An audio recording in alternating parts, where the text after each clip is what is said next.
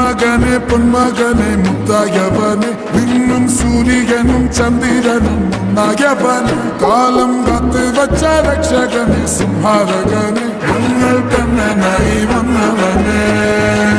பயமே மாறிப்போ நீ அண்ணன் வந்தால் கும்பிட்டு நெல்ல இருட்டு சிட்டி வாழும் ராஜாவுக்கு எல்லாரும் சொல்ல இவனை தொழுவாத என்னும் ஜனத்திறக்க